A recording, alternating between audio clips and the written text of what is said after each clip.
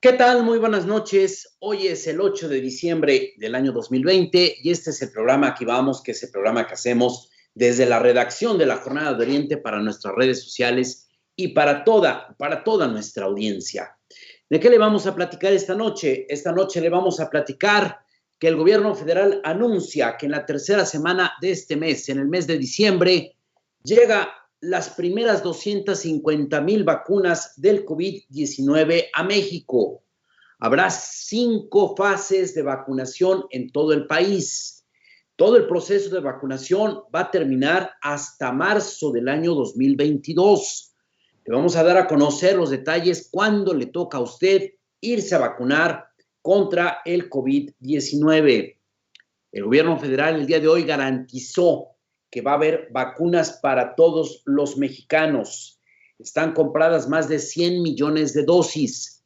Se aclara que todavía no se sabe si la vacuna se le va a poner a menores de edad y esto se determinará hasta que las pruebas científicas determinen si la vacuna no causa algún daño, algún efecto colateral en los menores de edad.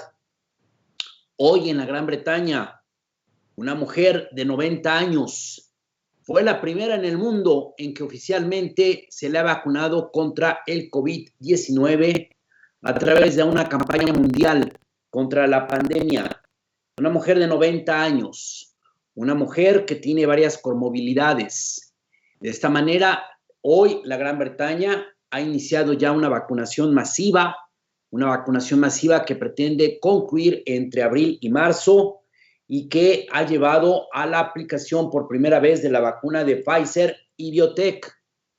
En Estados Unidos, la Agencia para Alimentos y Medicamentos ha dicho que la vacuna de Pfizer y BioNTech es adecuada y es eficiente. Prácticamente le ha dado ya luz verde para que se empiece a aplicar en territorio estadounidense y esto permite que México pueda ya comprar y que lleguen las vacunas de Pfizer y BioNTech a territorio nacional. Pero también le vamos a platicar que aquí en el transporte público de Puebla las cosas siguen siendo muy críticas. Todos los días en el transporte público hay aglomeraciones, no hay respeto a la sana distancia, en muchas estaciones del Metrobús no hay gel antibacterial, no todos respetan el que se debe utilizar el cubrebocas en el transporte público. Hay choferes que tampoco tienen el cubrebocas. Especialistas en la materia consultados por la Jornada de Oriente indican: 1. El transporte público es una de las áreas más vulnerables para poder contagiarse de COVID-19. Y 2, opinan que debería haber ya sanciones más severas contra los concesionarios que no quieren acatar las medidas de prevención en contra del COVID-19. En tanto, le platicamos que hoy se ha determinado por parte de las autoridades eclesiásticas de que la Villita, el principal templo religioso en Puebla dedicado a la Virgen de Guadalupe, escuche usted esta noticia, solamente va a estar abierto el próximo sábado 12 de diciembre, Día de la Virgen, solamente estará abierto 15 minutos. Es el tiempo en que habrá un conjunto de oraciones, habrá una muy breve ceremonia religiosa y a eso se reduce el festejo guadalupano. La Arquidiócesis de Puebla llama a todos los fieles a que celebren a la Virgen de Guadalupe desde sus hogares y que no salgan de sus hogares ni tampoco vayan a los templos religiosos para evitar contagios de COVID-19.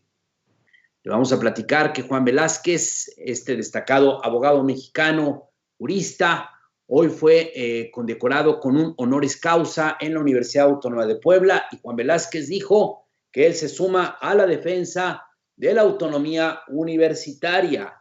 Es una importante declaración, una importante definición de uno de los abogados más controvertidos, uno de los abogados más audaces que hay en este país. Pareciera estarse sumando a la defensa de la universidad en este conflicto que enfrenta la máxima casa de estudios con el gobierno del estado. También le vamos a platicar, fíjese usted en esta grave omisión. Resulta que la Auditoría Superior del Estado detecta que hay 9 expresidentes municipales que cometieron un desfalco en su conjunto por más de 40 millones de pesos. Se pone a revisar qué pasó con esos alcaldes y descubre que en la pasada legislatura simplemente a los diputados se les olvidó sancionarlos, se les olvidó denunciarlos ante la Fiscalía General del Estado y de esta manera estos exalcaldes que se robaron parte del erario simplemente no fueron castigados. Surge la pregunta, ¿fue omisión o fue colusión? Le vamos a dar los detalles de este asunto muy grave, muy grave. Se supone que el Congreso del Estado es el que fiscaliza, es el que impone sanciones a presidentes municipales que cometen desfalcos al erario y ahora resulta que les perdonaron a estos presidentes sus faltas y sus, pues hay que decirlo con todas sus palabras, sus actos de robar. Le vamos a platicar que en Chinautla el ayuntamiento ha dado marcha atrás y ha decidido retirar la municipalización del servicio de agua potable. ¿Se acuerda usted que hace 10 días esta determinación de municipalizar el servicio de la distribución de líquido provocó que pobladores protestaran y prendieran fuego al Palacio Municipal? También le vamos a dar a conocer que por una orden de la Fiscalía General del Estado, 316 cadáveres fueron arrojados a la fosa común. Son 316 cuerpos de personas que fueron encontrados sin vida en la vía pública, que no se pudo identificar quiénes eran, nadie los se presentó a reclamarlos y en la mayoría de los casos se ignora cuál fue el motivo de la causa de la muerte, sobre todo en los que ocurrió un homicidio doloso. 316 cadáveres hoy fueron a dar a la fosa común y esto provocó la molestia de los vecinos del Panteón de la Piedad, quienes señalaron que se hizo sin las debidas medidas sanitarias para arrojar estos cuerpos a la fosa común. También le vamos a platicar en el ámbito internacional. Joe Biden, el presidente electo de Estados Unidos, el próximo presidente de Estados Unidos, no existe la figura de presidente electo en Estados Unidos, nombró al próximo secretario de la Defensa Nacional. Por un momento gustó el nombramiento y después causó severas críticas. Biden nombró a Lloyd Austin como nuevo secretario de la Defensa Nacional. Primero gustó el nombramiento porque es un hombre de raza negra. Es la primera vez que un hombre negro se hace cargo de las Fuerzas Armadas en Estados Unidos. Se interpretó como una decisión de inclusión, como una decisión de tomar en cuenta a la comunidad afroamericana que votó en su mayoría favorable a Biden. Pero después trascendió que este general que encabezó a los ejércitos de Estados Unidos en la invasión de Irak en el año 2003, ahora trabaja para la empresa más importante de producción de armas en Estados Unidos. Y entonces ahora han surgido fuertes críticas señalando que pareciera que Biden más bien ha premiado y le ha dado una posición a la industria de la fabricación de armas allá en la Unión Americana. También le vamos a platicar esta noticia extraordinaria. Ya sabemos cuánto mide el monte Everest, más alto del mundo. Muchos dirán, pues ya se sabe cuánto mide desde hace mucho tiempo. No, resulta que hay una muy larga disputa entre Nepal y entre China para determinar cuál es la verdadera medida del Everest, toda vez que los dos países han tomado en cuenta siempre parámetros diferentes para establecer cuál es la altura de la montaña más alta del mundo. Le vamos a decir cuánto creció el Everest, porque ahora la última medición es que es más alto de lo que creíamos. También le vamos a platicar que en las últimas 2 décadas en Brasil En la selva amazónica se perdieron 500,000 kilómetros cuadrados de selva.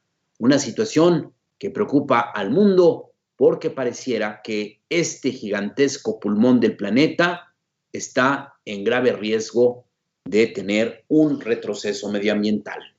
Yo soy Fermín Alejandro García Hernández. Yo soy Matías Hernández Alcántara.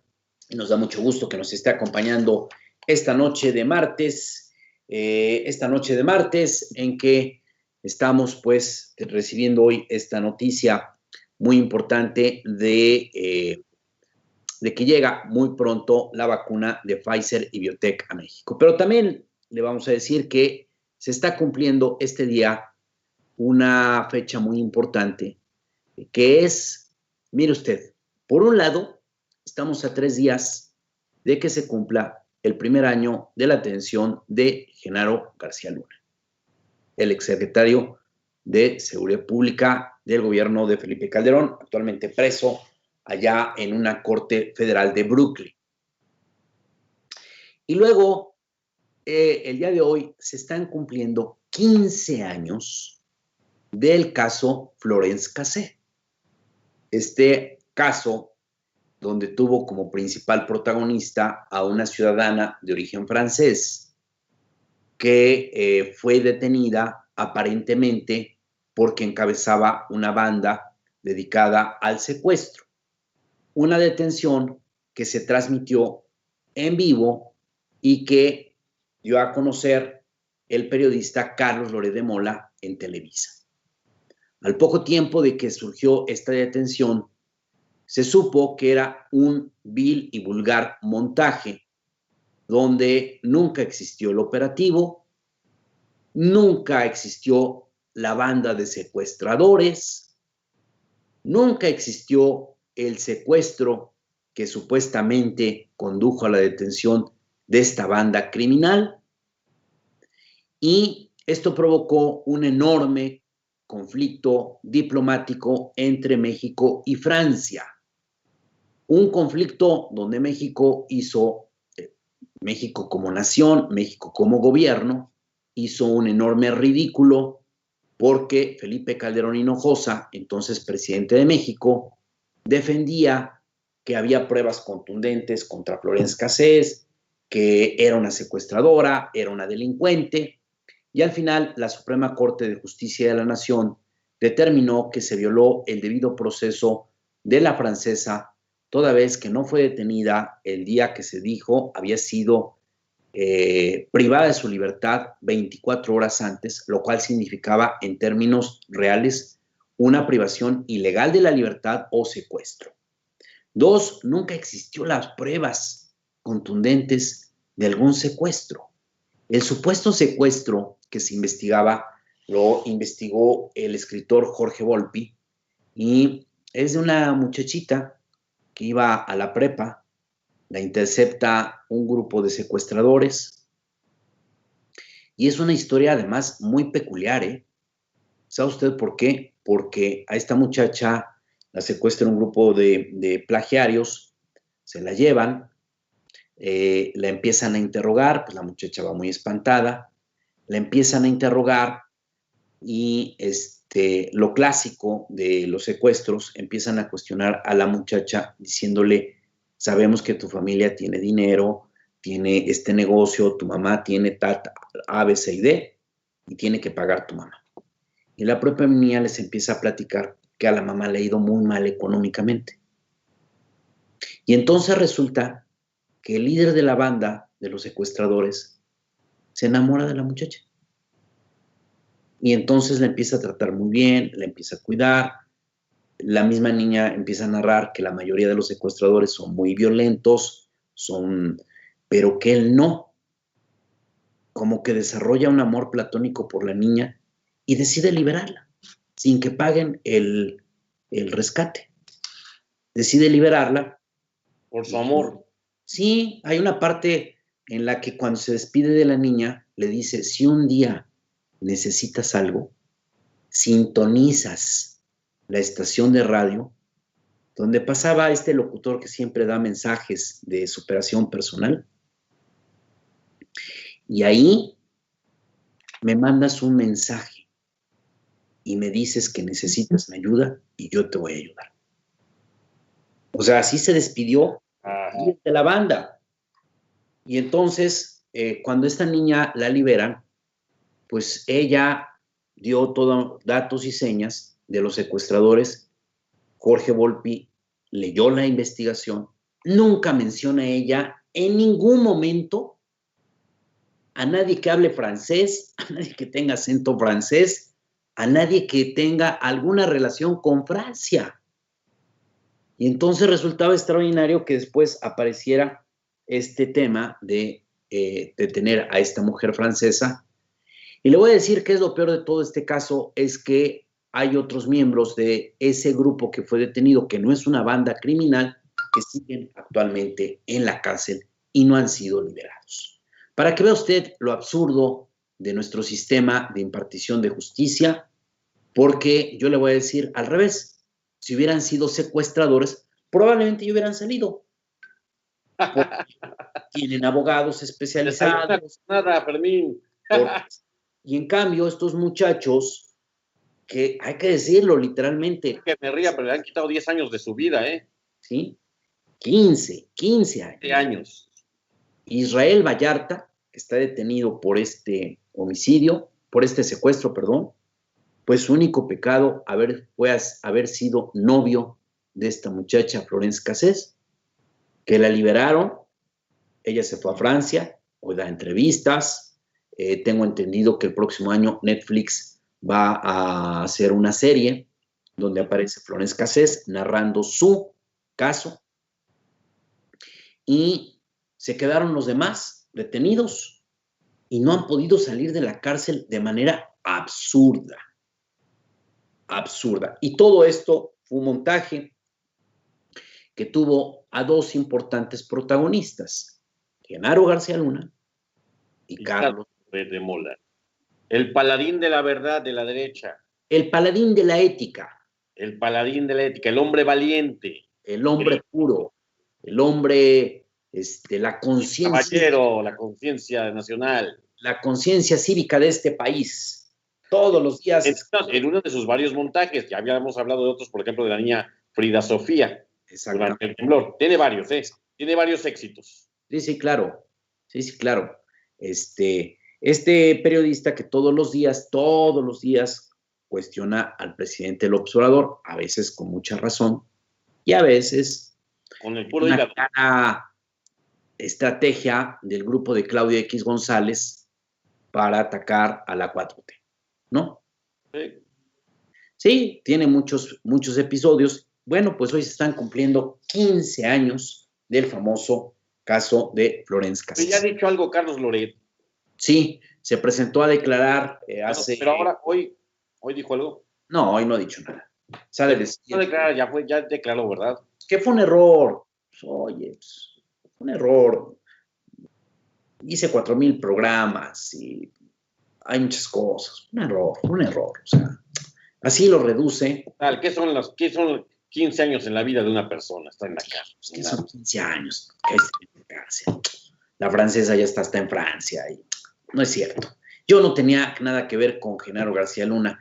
Y yo me pregunto, ¿qué Genaro García Luna pues regalaba clarines como para que cualquiera estuviera ahí transmitiendo sus detenciones o qué? ¿No? Bueno, claro. Pues está cumpliendo 15 años. Bueno, le vamos a presentar algunas imágenes emblemáticas de este día. La primera es algo que le hemos mencionado en los cabezales de este programa. Fíjese usted en esta situación terrible. La Fiscalía General del Estado este día trasladó 316 cadáveres, 316 cuerpos al Panteón de la Piedad. ¿Para qué? Para que fueran arrojados a la fosa común. Usted sabe, la fosa común, pues es este lugar donde van a dar los cuerpos que no son identificados. Estos cadáveres estaban en el servicio médico forense acumulados.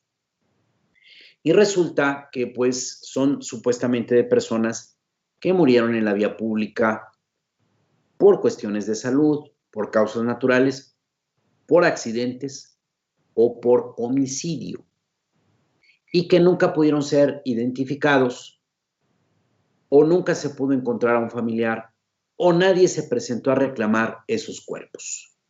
316. Lo grave de esta situación es que, o sea, imagínense, si un cuerpo huele muy feo, imagine usted 316 cuerpos. Luego usted imagínese en la escena de ver que están bajando esa cantidad de cuerpos de una camioneta con placas SL25469. Aunque los que iban de la fiscalía llevaban batas y cubrebocas, eso, pero imagínese usted el espectáculo para los vecinos de La Piedad. Tétrico. Estar viendo que están bajando esa cantidad de cuerpos. Y hubo protestas, no hubo la sensibilidad, como nunca la ha habido en esta fiscalía, pues de avisarle a los vecinos, de generar una información, de decir, oigan, vecinos, por favor, pues no se asomen al Panteón. Y además usted sabe que en el Panteón de la Piedad, a un costado, están los velatorios del Seguro Social. Así es. No, y además es una zona muy transitada, la 11 y la 31. A un costado están estos puestos de flores. Sí. Más adelantito está Bodega Horrera, el mercado de la Piedad. Cuando quiera usted conseguir una computadora barata, una bicicleta barata, una robada. Sí, ahí vas y te las venden en 300, 500 pesos, 1000 pesos, ¿no? Ahí muy cerquita, pues por eso va mucha gente al Panteón de la Piedad, al Mercado de la Piedad. Muy junto está una cancha deportiva, una cancha de fútbol rápido, que creo que ahorita está cerrada. Las que hizo Marín. Y a 2 calles, pues está la UPAEP, una de las universidades más importantes de la ciudad de Puebla. Y entonces, pues sí, se les ocurrió a plena luz del día ir a aventar estos cuerpos. Luego le vamos a presentar algo que ya se ha vuelto parte del paisaje diario acá en Puebla. Otra vez una fuga de gas aquí al sur del estado, otra vez por guachicoleros, otra vez llega el ejército y pues ya se habían ido los guachicoleros. Y luego si va usted a circular de Puebla a la Ciudad de México, a Veracruz, tenga usted mucho cuidado, van a vuelta de rueda, porque ya sabe usted, la autopista México-Veracruz está en permanente reparación. Algún día va a quedar muy bonita, ¿no? No sabemos cuánto, nada más llevan como 30 años arreglándola. Algún día, tenga usted paciencia. Mientras, pues hay que ir a vuelta de rueda.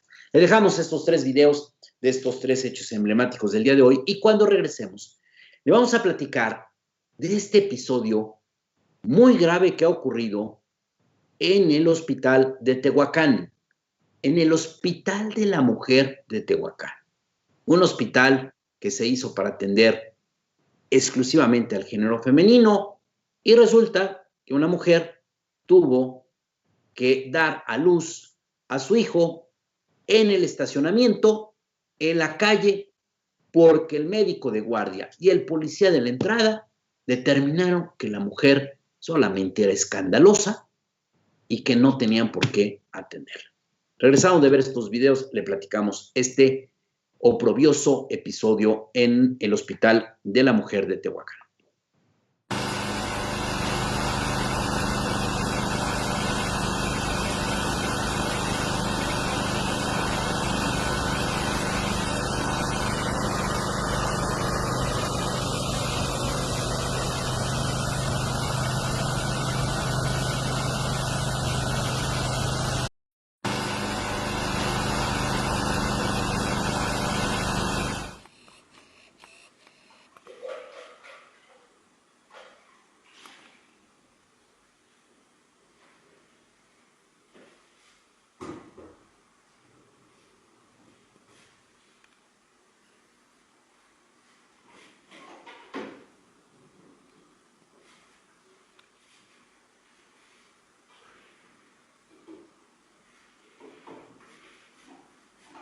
Todavía hay más de ese lado, ¿no?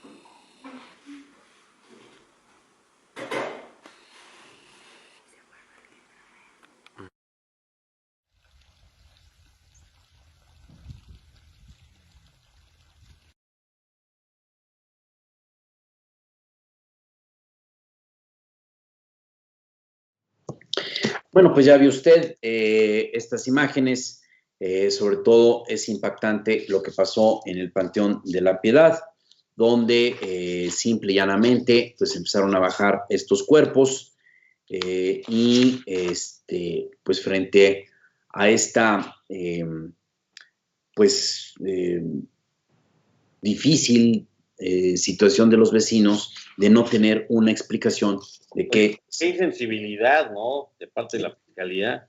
Sí, sí, sí, exactamente. Bueno, mire, le platico.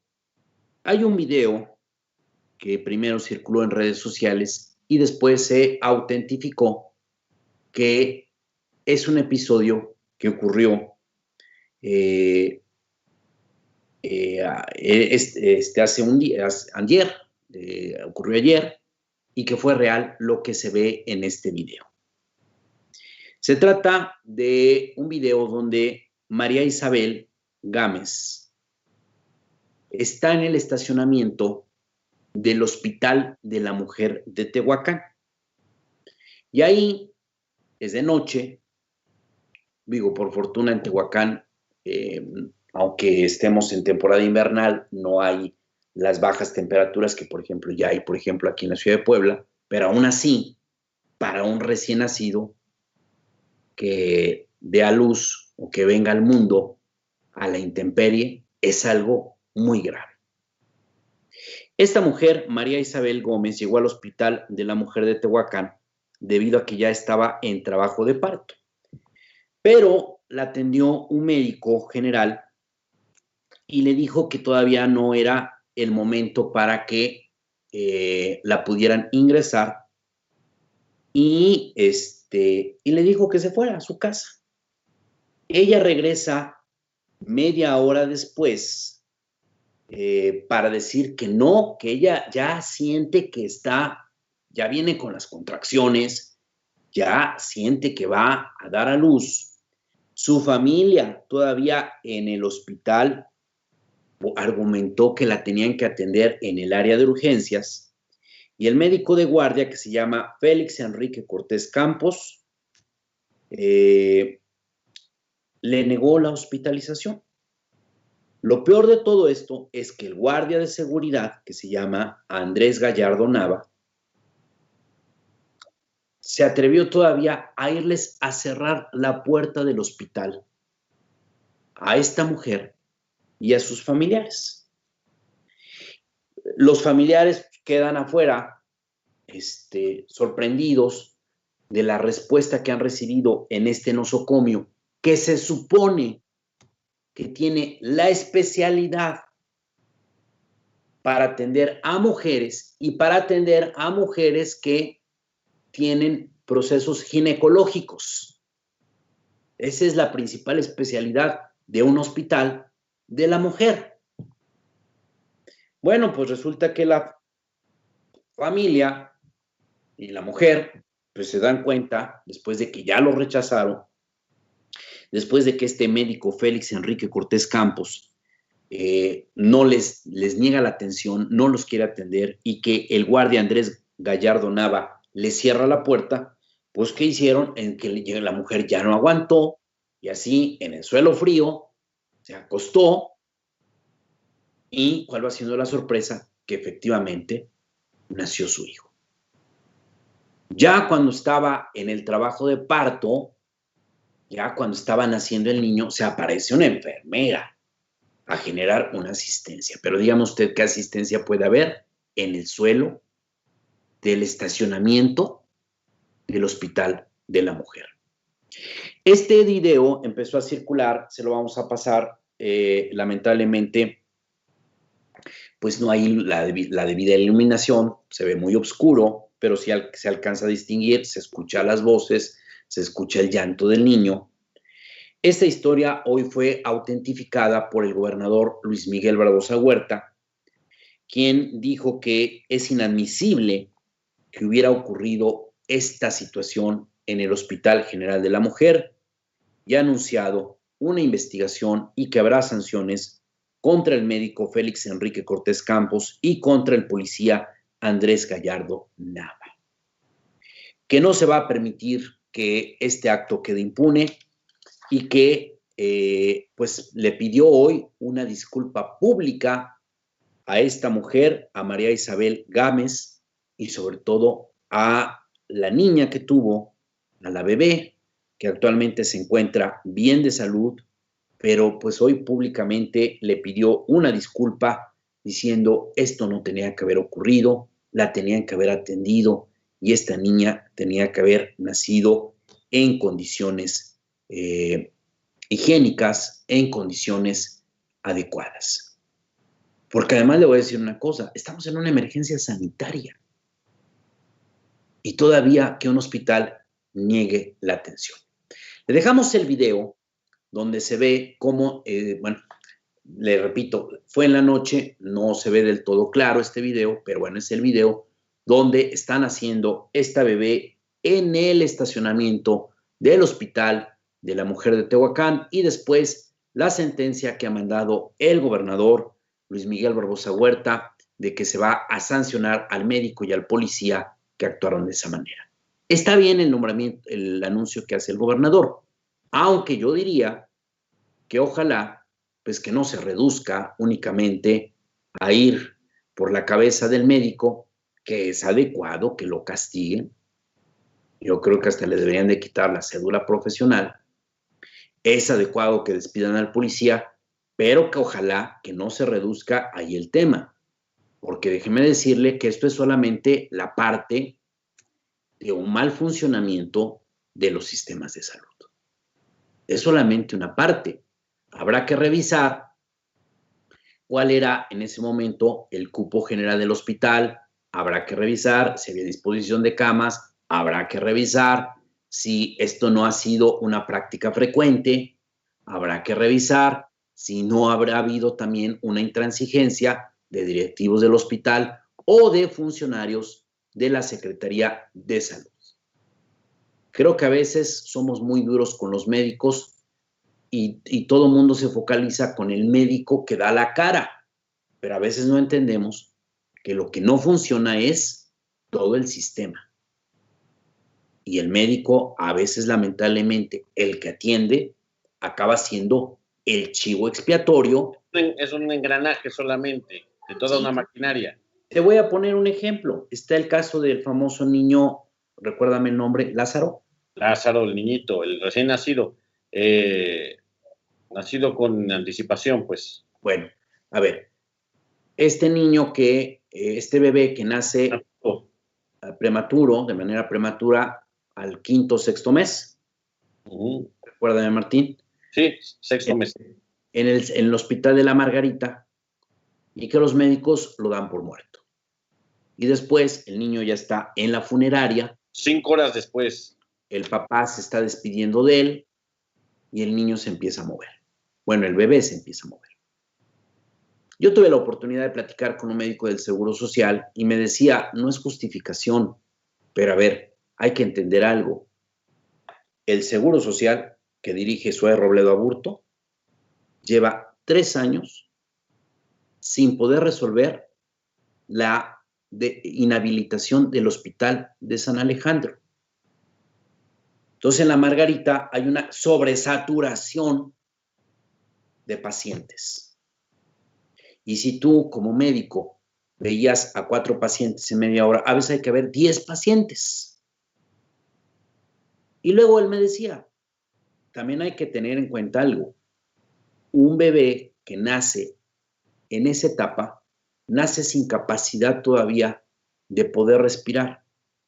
Y es rarísimo el bebé que a esa edad sobrevive. Entonces, muy probablemente pues, no le encontraron signos vitales en ese momento o obviaron que pues, no iba a sobrevivir.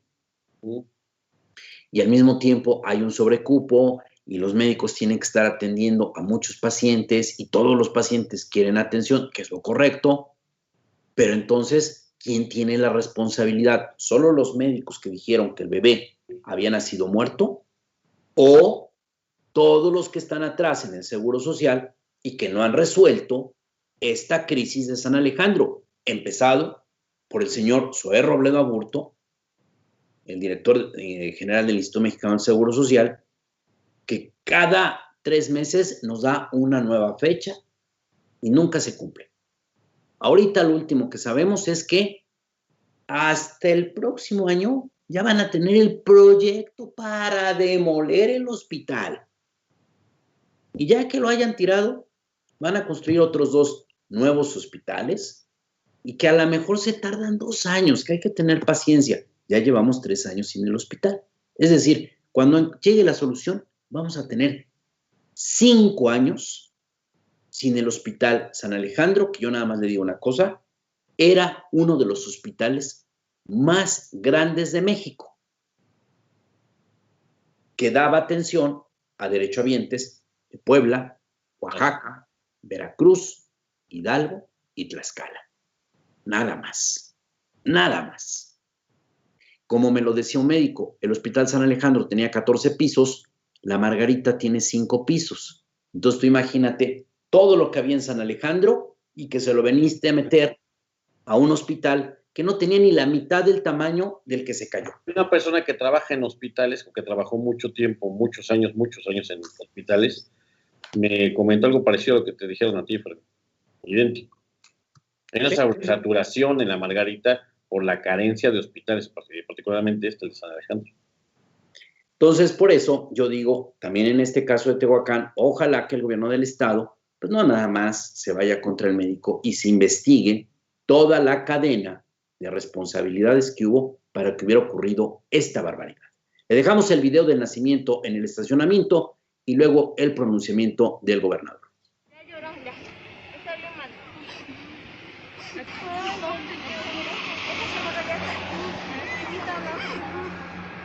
Límpiale la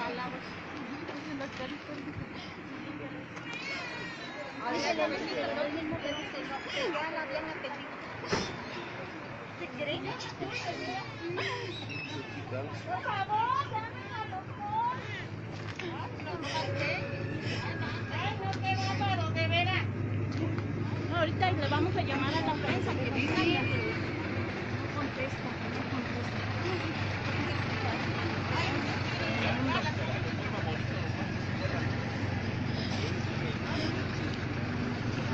Grábenlo y súbanlo Ahorita lo vamos a subir a la red. Con los bebés, no sabes si te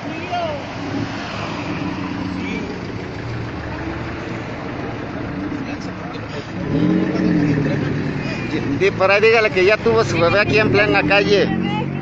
grabar. No deje de grabar. No deje de grabar, porque nació aquí. Porque no le abrieron la puerta. ¿Cómo todavía se atreve a preguntar que por qué nació acá? ¿Quién lo atendió? Nadie, ¿no está mirando cómo está? Por favor. Ya, ¿para qué pregunta? Súbala. Tiene el bebé, ya nació. Ya nació el bebé. Hay que hacerla de lado para mí. Sí, por eso, sí, pero que se haga a un lado la señora. Agarren al bebé.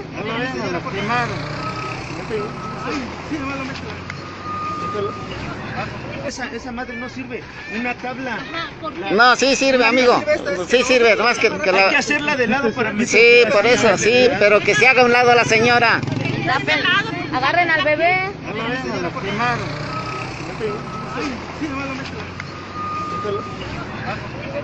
De ladito, más de ladito, más de ladito. Hombre, pero qué mal diagnóstico, caray. Cuidado con el bebé, cuidado con el bebé. El hospital de la mujer y aquí en la calle. No la quisieron atender, no le abrieron la puerta. Agarramos.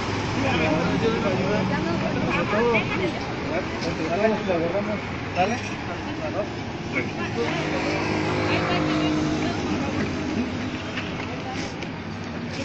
es familiar, ¿verdad?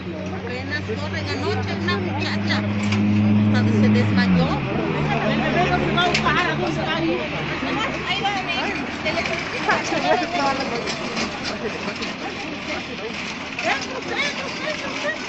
Vamos siempre.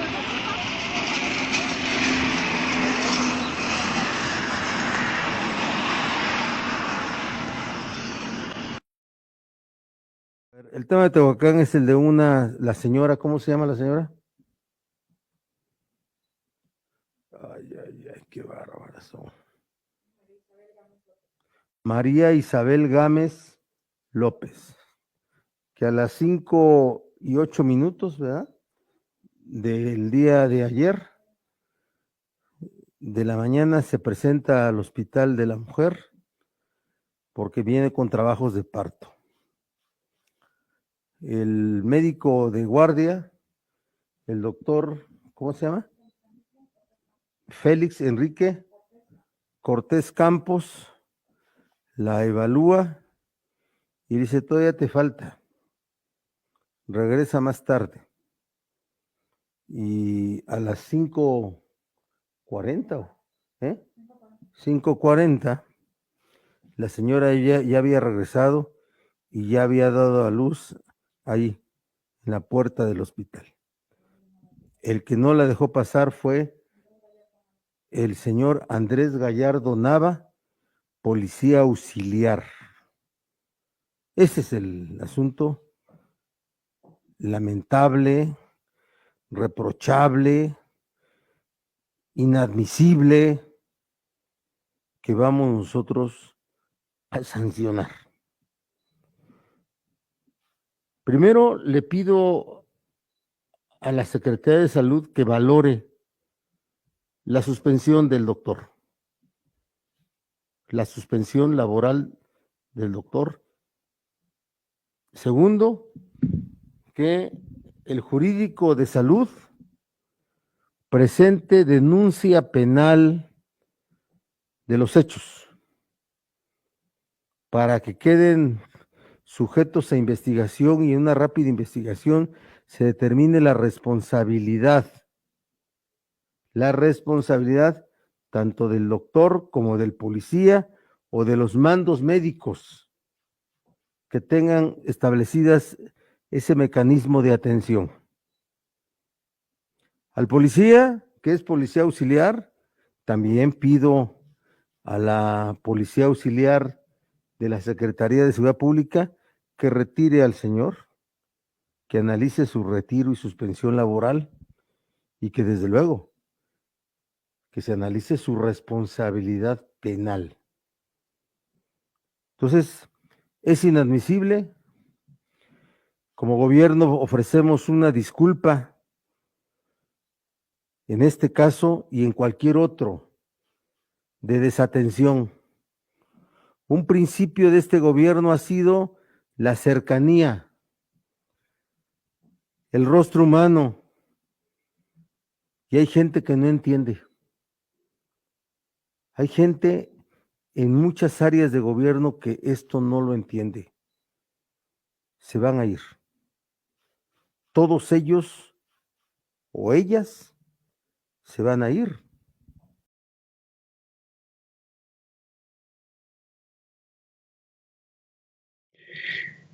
Bueno, pues hay dos cosas que destacar. Uno, usted escucha en el video cómo pues hay un hombre que está como fungiendo casi como narrador, que está diciendo, ya metan al niño, ya dejen de preguntar, ya el niño está acá, ya nació, ya está llorando. No preguntes. ¿Qué preguntas? Ya métanlo al hospital. ¿Cómo puede ser posible que un ciudadano común y corriente mejor tenga la sensatez en ese momento y sea el que esté dando las instrucciones y en el hospital no tuvieran esa capacidad de reacción para meter al niño?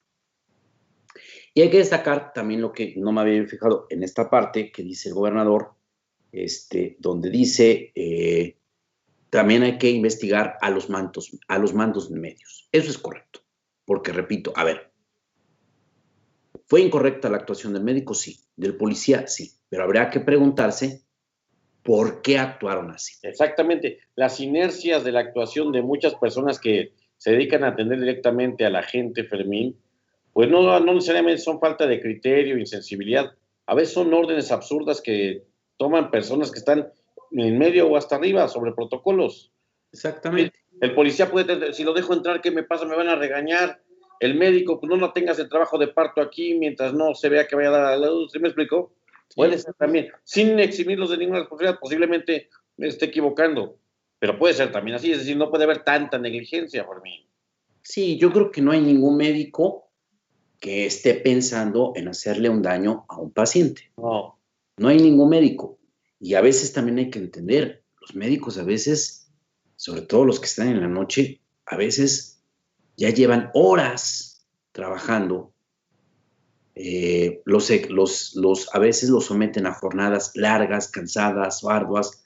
Hay médicos que a veces están en la medicina privada, en la medicina pública.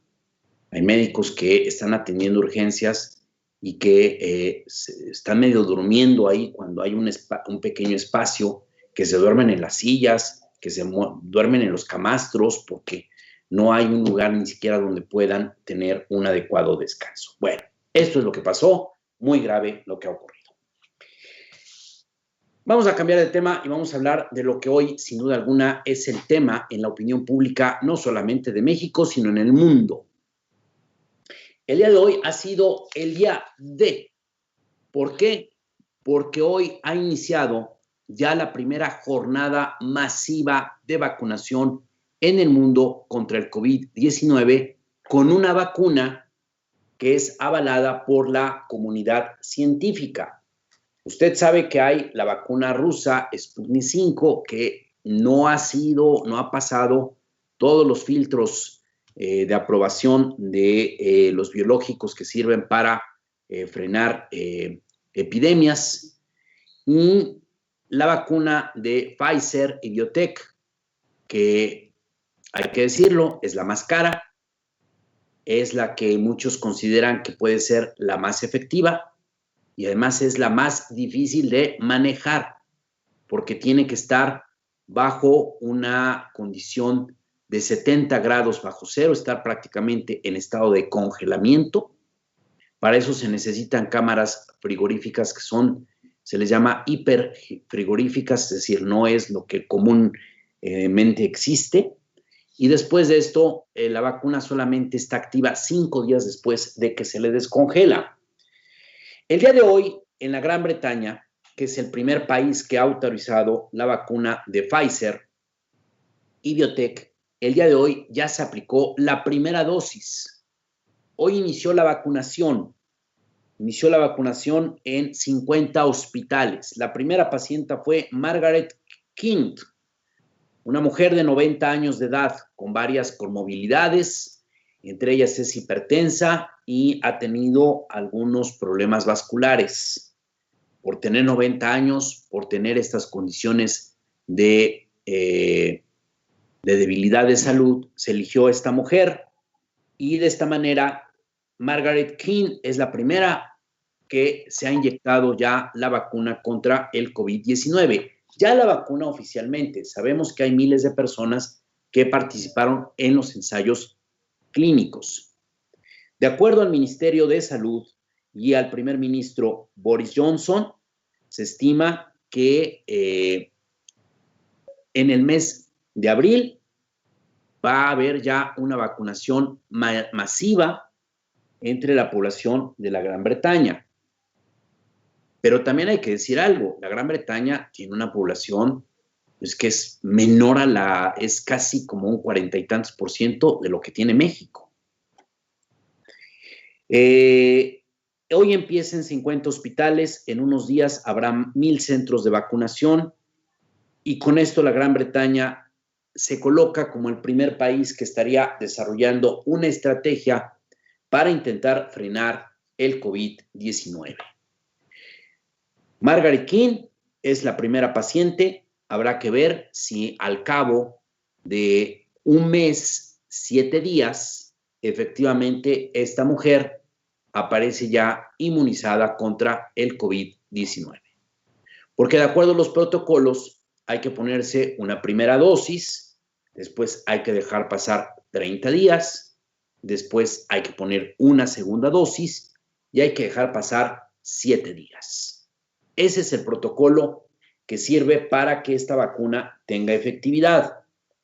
En tanto, en Estados Unidos, la Agencia Reguladora de Alimentos y Medicamentos el día de hoy ha dado a conocer que, de acuerdo a un análisis que ha hecho de la vacuna de Pfizer y BioNTech, determinó que esta vacuna es segura y efectiva, que incluso puede empezar a desarrollar alguna protección antes de que se llegue al primer mes de plazo para tener la segunda dosis.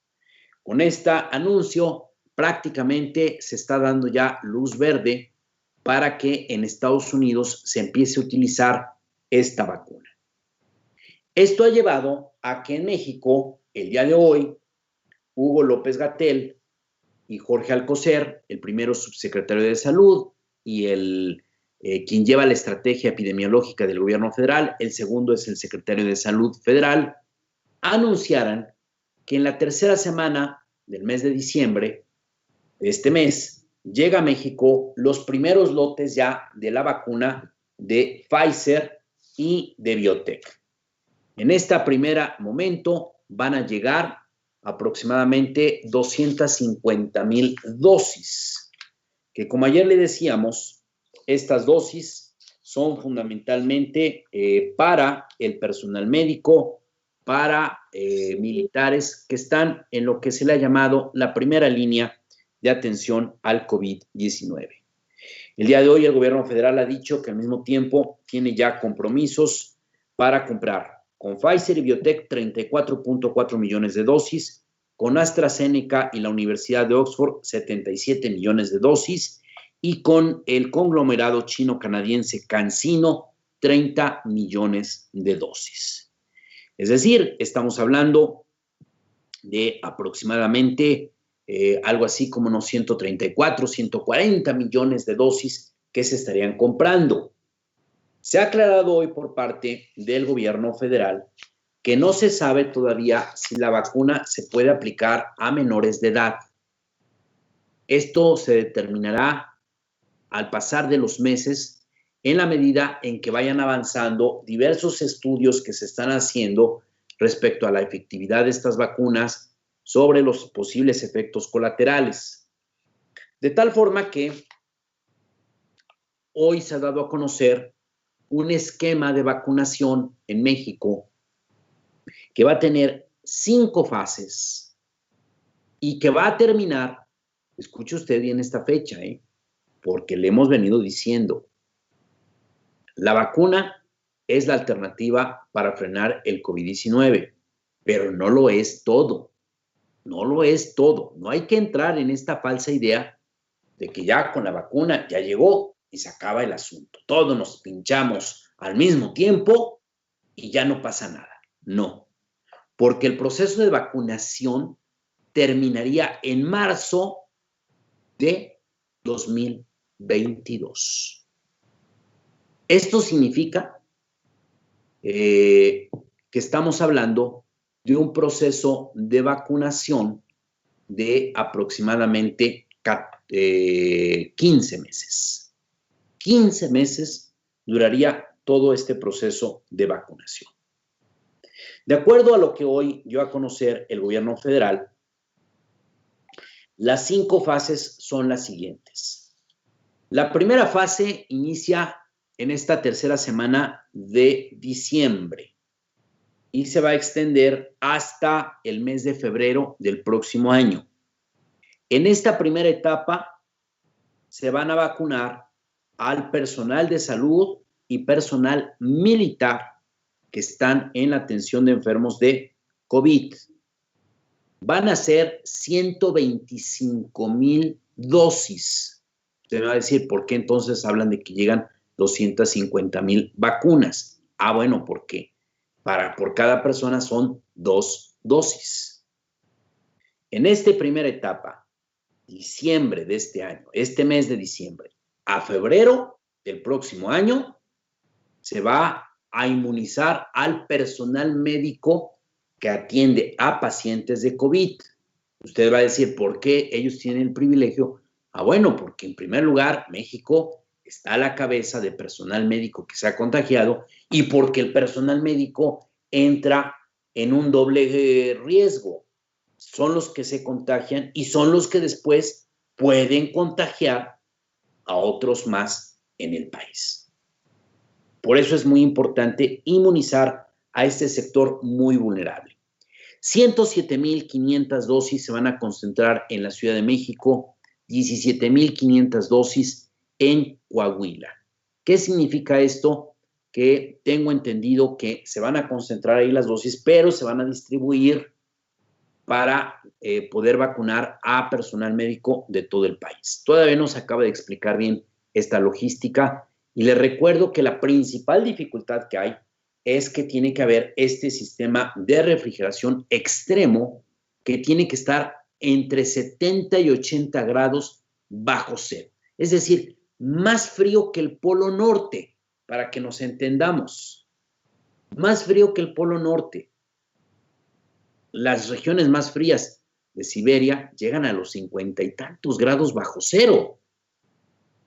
El otro día yo estaba viendo un reportaje de una ciudad, de la ciudad más fría de Siberia, donde los mismos habitantes de Siberia solamente salen por cuestiones muy indispensables.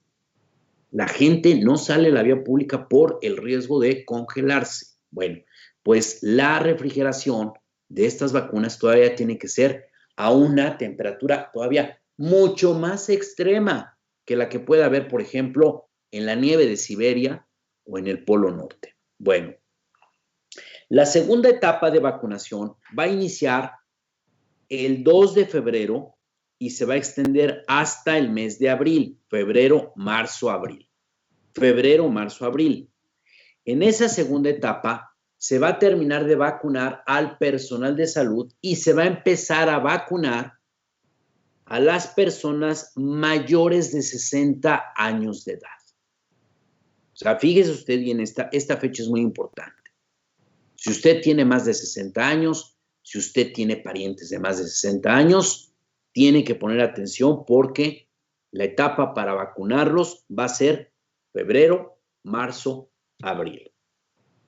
La tercera etapa iniciará el 3 de abril y solamente va a durar 2 meses, abril y mayo. En abril y mayo se va a vacunar a las personas que tengan de 50 a 59 años de edad. Los que se ubican en la década de los 50.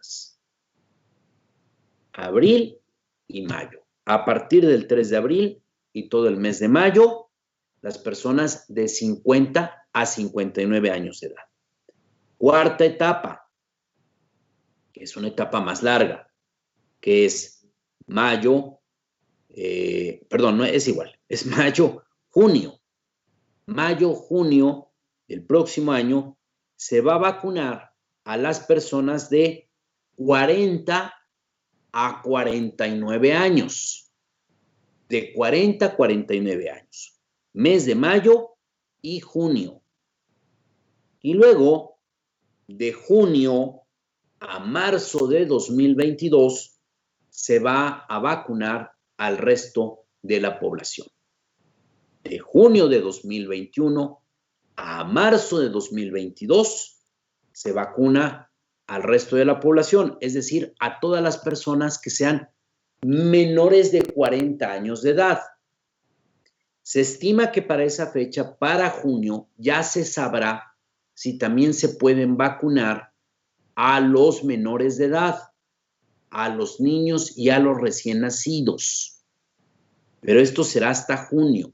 ¿Por qué? Porque en estos momentos la fase experimental de las vacunas únicamente se enfocó en personas adultas, pero no en esta población de adolescentes, de niños, de bebés, de recién nacidos.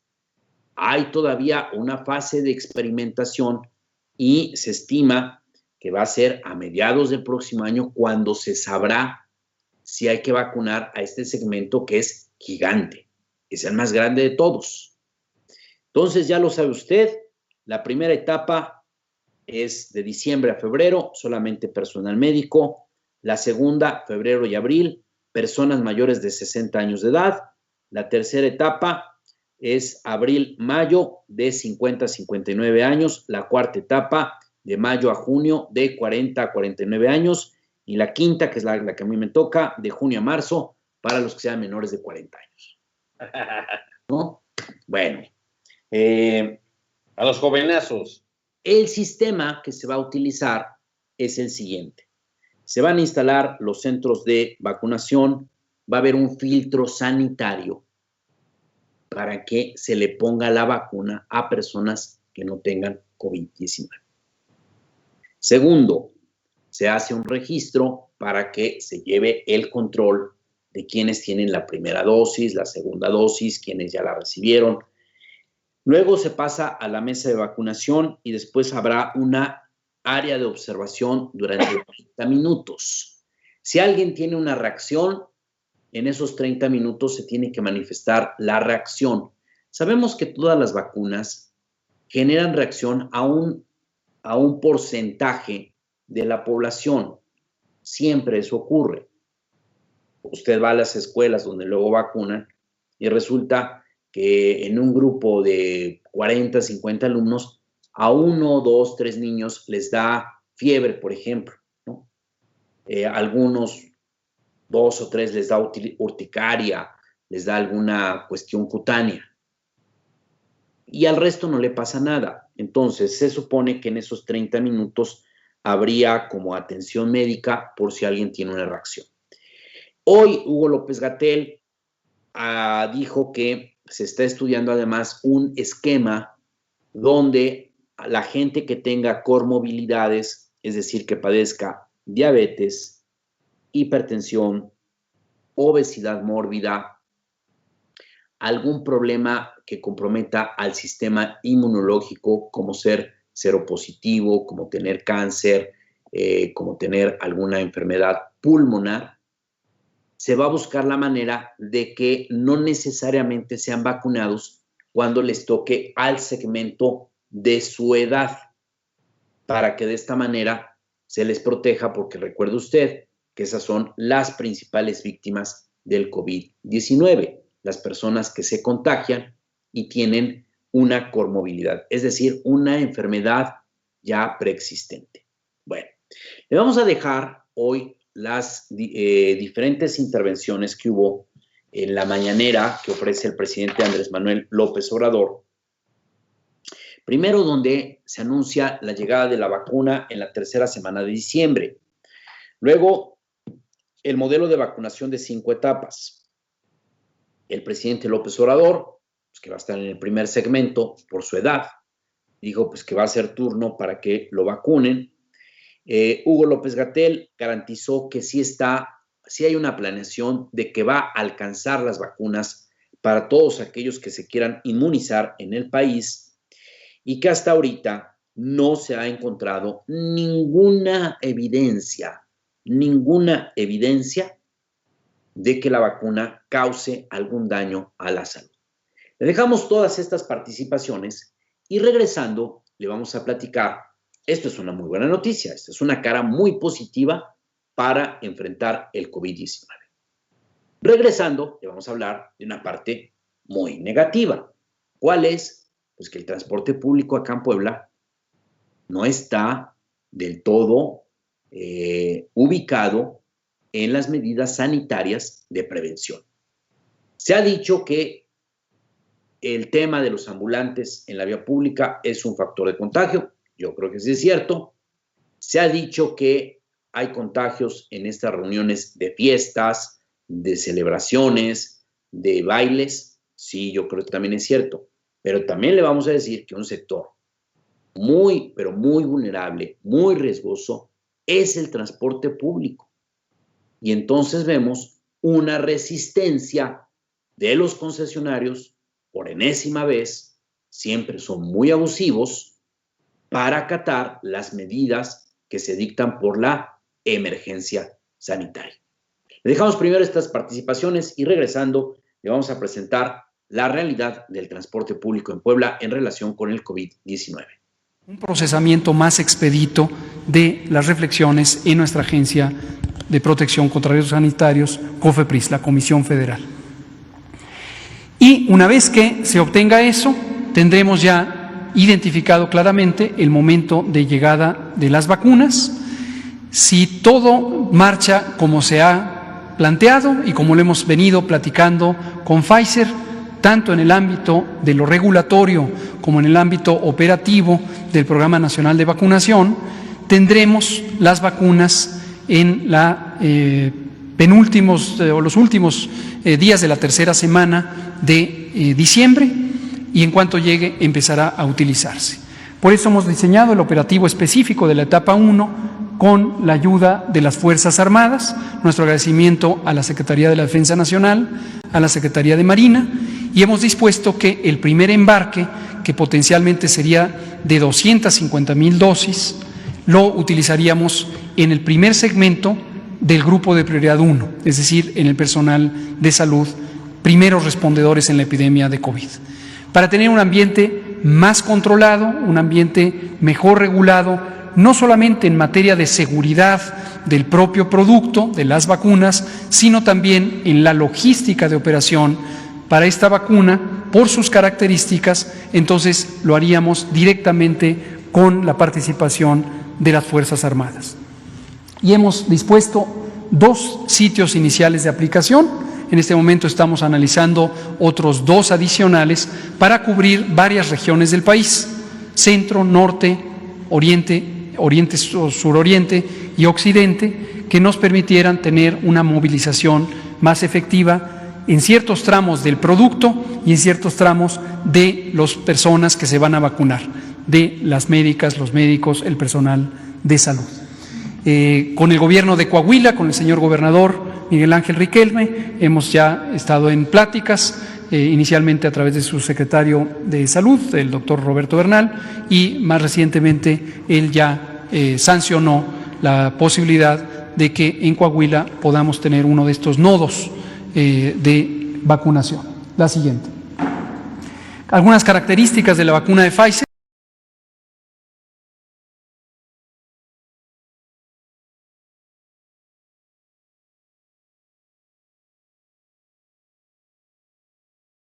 Como se ve en el diagrama, tenemos varias etapas claramente identificadas. La primera, a la que me referiré enseguida con cierto detalle, es la etapa 1, desde diciembre de 2020 y hasta febrero de 2021. Y posteriormente las etapas 2, 3, 4 y 5, en donde se irán ubicando los grupos de priorización y se irá administrando la vacuna. La siguiente. La etapa 1, que es la que hoy queremos comentar de manera específica, porque es el arranque. Aquí va a arrancar la vacunación. Se contempla que a lo largo de los próximos muy pocos días, concretamente el 10 de diciembre, en 2 días, la Agencia de Fármacos y Alimentos de Estados Unidos, FDA, conocida por sus siglas en inglés, que es la Agencia de Regulación Sanitaria, tendrá una audiencia pública de su grupo asesor de vacunación. Será pública la reflexión, y procederá a anunciar su disposición respecto a la solicitud de autorización de uso en emergencia de la vacuna de Pfizer. 24 horas después, esto mismo ocurrirá con la Agencia de Protección contra Riesgos Sanitarios de México, la COFEPRIS, que también tiene, como buena agencia de protección, un grupo que se llama el Comité de Moléculas Nuevas, conformado por especialistas de varias disciplinas y de alta competencia, que también entrará en el proceso de reflexión. Revisaremos el expediente de FDA. Hemos mantenido a lo largo de varias semanas un seguimiento estrecho de lo que está haciendo FDA, y existen convenios de colaboración, y con base en esto tendremos nuestro proceso expedito de reflexión.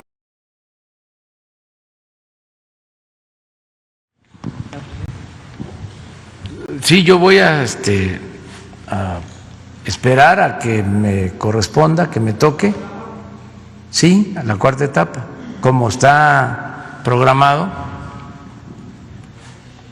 Primero son los que están pues atendiendo a los enfermos, que hay que protegerlos, han actuado como héroes porque están arriesgando sus vidas para salvar vidas. Entonces, yo creo que esto es inobjetable, el que ellos sean los primeros, las enfermeras, los médicos que están ahí desde hace mucho tiempo, claro, protegidos, pero en zonas de mucho riesgo. Cuando se conoce de pacientes que están hospitalizados en terapia, y está uno viendo cómo trabajan los médicos con sus equipos, todo lo que arriesgan cuando se permite a un familiar ir a ver a un enfermo grave por COVID, aunque lo preparan,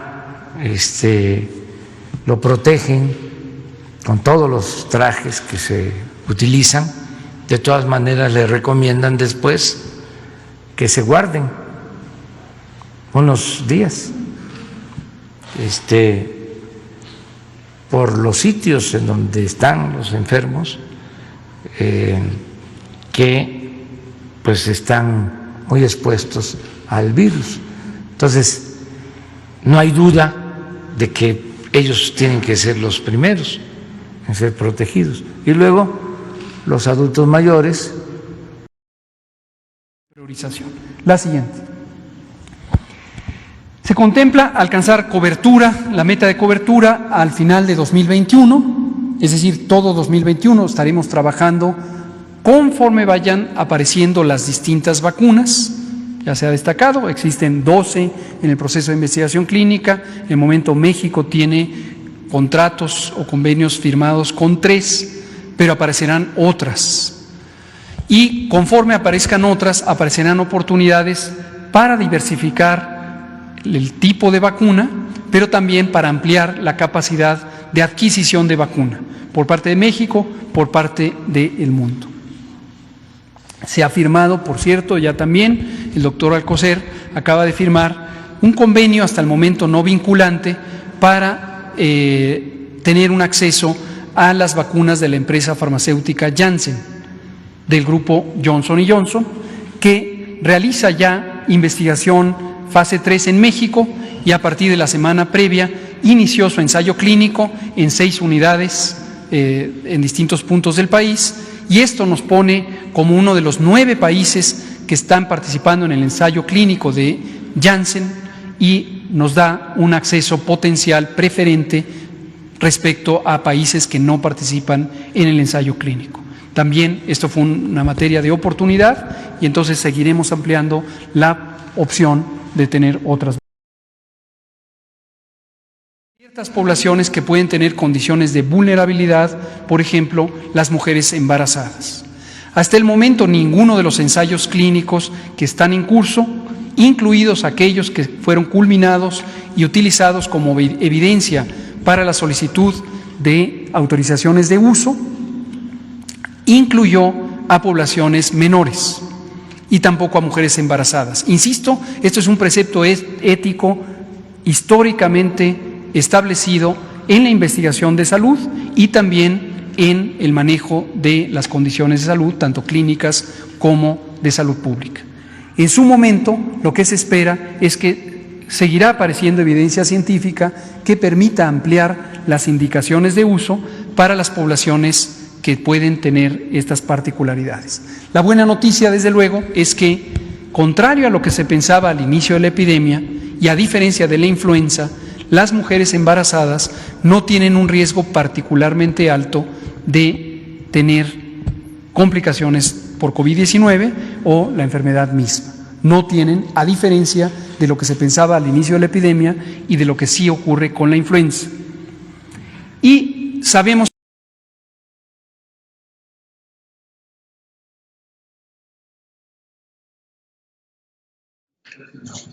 Pues ahí están las palabras de Hugo López-Gatell. Ya prácticamente se va a iniciar la campaña de vacunación para pues, acabar con la epidemia en México, la pandemia a nivel internacional. Bueno, vamos a ver cuándo termina. Pues sí, de acuerdo a este esquema, nos estaría tocando, a ti te tocaría, aunque te quites los años, 60 y más. te quitaría la tercera etapa, ¿no? La de 50-59. No, 40-49, ¿no? Y a mí me toca hasta junio. O sea, ¿cuándo ya en verdad, cuándo le toca a los de 40-49? 40-49, mayo, junio. No seas malo, repítenlas todas. A ver, repito. Diciembre, febrero, personal de salud. 125,000 integrantes del personal de salud. Febrero, abril, personas de mayor, febrero, abril del próximo año, personas mayores de 60 años. Tercera etapa, abril, mayo del próximo año, personas de 50 a 59 años. Cuarta etapa, de mayo a junio, personas de 40 a 49 años. De junio del próximo año a marzo de 2022, el resto de la población. ¿Sí? Mayo. Bueno, esas son las etapas de vacunación y hay que ver, hay que analizar bien esto. Mire usted, si usted, por ejemplo, pues es una persona que tiene de 50 a 59 años, todavía falta mucho para abril. Diciembre, enero, febrero, marzo, abril, 5 meses que todavía hay esta etapa de riesgo de contagios. Entonces, por eso Hugo López-Gatell ha insistido, la vacuna no es la única solución. Es una alternativa muy importante, muy fuerte, pero sigue siendo el tema de la prevención. Esa es la parte fundamental. En la medida en que no se hacen las cadenas de contagio, se va reduciendo la posibilidad de contagios y de muertes, o se va reduciendo la epidemia, perdón, esa es la expresión correcta. Vamos a poner un ejemplo muy claro.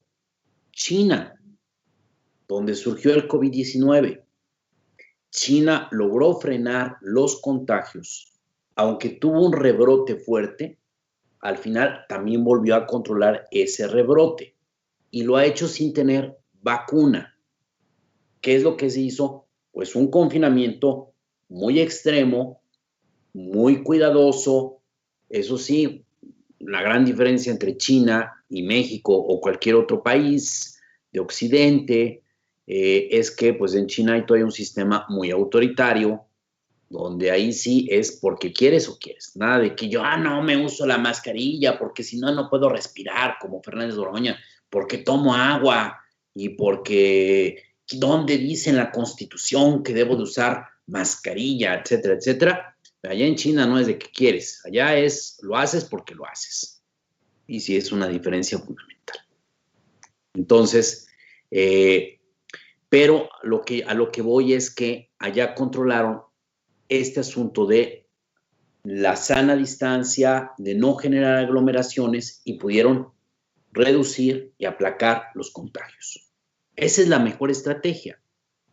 La vacunación es como el gran refuerzo. Digo, es como ocurre con otros esquemas. Pues la mejor manera de vivir sano pues es no enfermarse. Tenemos vacunas preventivas pues por si nos ataca un virus, por si adquirimos algún elemento patógeno, por si tenemos algún tipo de contaminación, pero lo esencial es no contagiarse. Bueno, le decía yo hace unos momentos, esta es la parte positiva. Ahora vamos a la parte negativa, que es mucho de lo que le estoy diciendo en estos momentos. Aquí en la ciudad de Puebla, en la zona metropolitana de Puebla, es donde se ha concentrado la mayor cantidad de contagios y de muertes por COVID-19. El municipio de Puebla, a nivel de municipios, no de estados, que es una medición ahí un poco, me parece anticuada, porque agarran la ciudad de Puebla y dicen la ciudad de Puebla está en el primer lugar. pero agarran la Ciudad de México y la dividen en todas las alcaldías. Me parece que esa es una mala visualización del problema que se ha hecho desde el ámbito federal, pues porque la Ciudad de México tendría que contar como una, ¿no?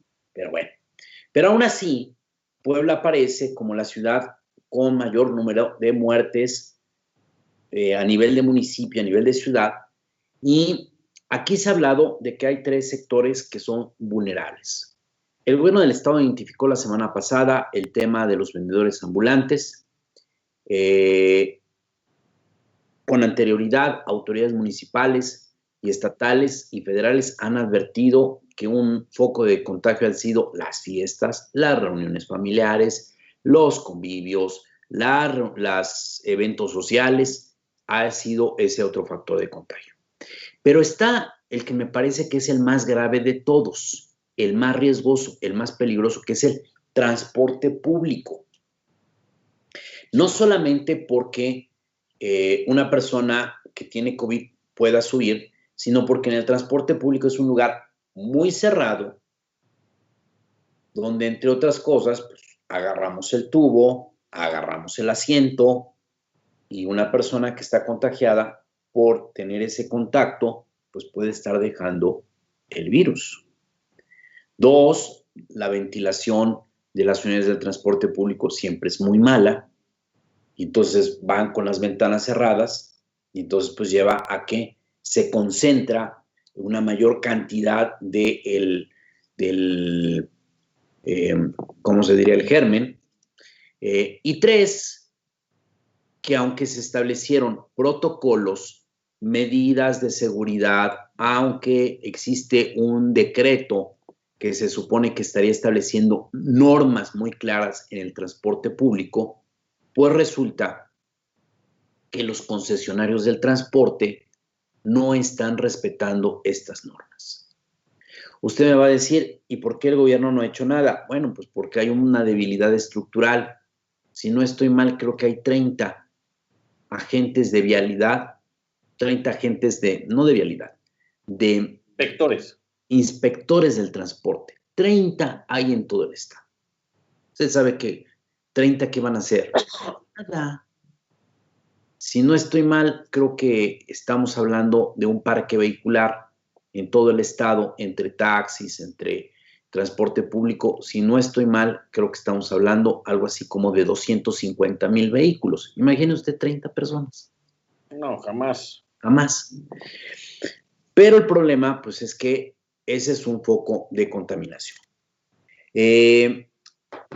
Entrevistamos a 2 especialistas en la materia que nos hablan sobre lo que está pasando en el transporte. Uno de ellos es la viróloga Rocío Baños, quien señala que las partículas que contiene el COVID-19 encuentran una condición propicia para el contagio, para albergarse en una unidad o en un espacio como es el transporte público, y que tendría que haber necesariamente y obligatoriamente una mayor severidad en el funcionamiento de este servicio público. Entrevistamos a Arturo Valderas, él es presidente de la Asociación Responsabilidad en el Transporte, y él indica que tendría que haber por lo menos 2 medidas de seguridad en estos momentos. Por un lado, rutas alternativas que, aunque no estén autorizadas, aunque no estén en estos momentos en el ámbito de la legalidad en cuanto a que tengan los permisos, pues es necesario establecer en estos momentos rutas adicionales. ¿Para qué? Pues para que un autobús, en lugar de llenarse, pues haya 2 autobuses y entonces se pueda distribuir a los usuarios. Y el otro, pues algo muy elemental, que se establezcan ya sanciones contra los concesionarios que están permitiendo que los choferes vayan sin cubrebocas o que los choferes toleran a personas que suben sin cubrebocas, o que se sancione a los que no traen gel antibacterial. Digo, es muy complicado, yo lo sé, porque hay mucha gente que no solamente es necia, sino también es violenta, también es, pues, no sé si es correcta la expresión, pero a veces con mucha estupidez, ¿no? No me pasa nada, miedosos, yo tengo el derecho de subirme donde quiera y agarrarme de donde quiera, y se escuchan muchas tonterías. Pero al final es una cuestión de riesgo. Le dejamos estas crónicas de nuestro compañero Efraín Núñez, quien hace una narración de cómo está la situación en el transporte, le muestra un ejemplo del interior de una combi, de cómo va la aglomeración, y luego una entrevista con la hidróloga Rocío Baños, advirtiendo que el transporte es un sector de mucho, mucho, mucho riesgo. Saludos amigos de la Jornada de Oriente, nos encontramos en este momento en la zona de la Capu y de la Fayuca, en este punto en específico donde hay una reunión de rutas del transporte público, y después de hacer un recorrido por algunas de estas nos pudimos percatar en principio de la aglomeración que se registra en horas pico. Estamos a punto de terminar la hora pico este lunes 7 de diciembre, y bueno, pues vimos unidades llenas, y no muchas cuentan con medidas de sanidad. En concreto, en una unidad de la ruta 10 pudimos observar que sí llevan un líquido desinfectante, no así en una unidad de la ruta 55, donde también estuvimos a bordo. Otra cosa que observamos en este recorrido es que no todas las personas que viajan en estas unidades portan un cubreboca o una careta para prevenir contagios entre las personas que viajan en ese momento con ellas, y esto, bueno, pues propicia o hace propicio que pudiera haber un contagio de COVID-19. Y hay que recordar que este fin de semana se regresó al semáforo naranja, por lo que pues se intensificaron las medidas para evitar los contagios. Sin embargo, pudimos observar que son las unidades del transporte público puntos de aglomeración, y lamentablemente también son los lugares en donde es más difícil mantener la sanidad y las medidas de sana distancia. Informó para la Jornada de Oriente Efraín.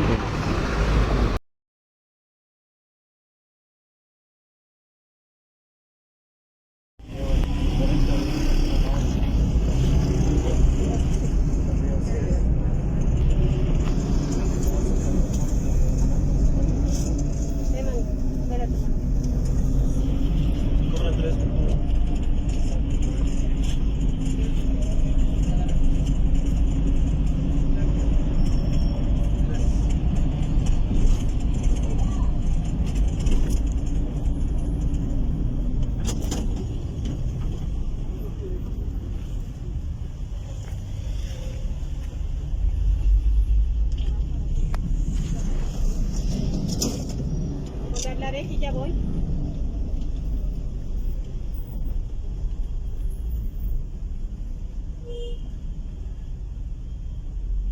¿Puedo ocupar su lugar de adelante?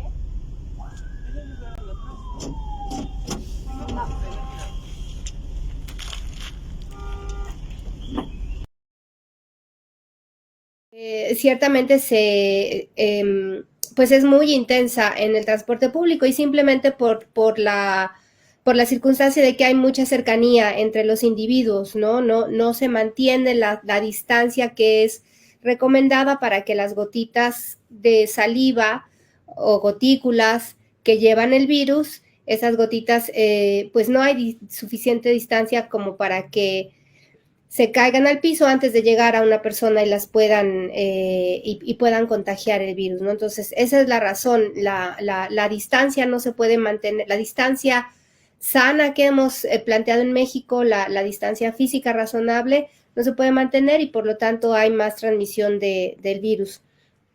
De este virus y de otros virus en general, ¿no? Ahorita este es el virus que nos da dolores de cabeza, pero todos los virus respiratorios pues se transmiten de la misma manera, a través de las gotitas y del contacto directo entre las personas.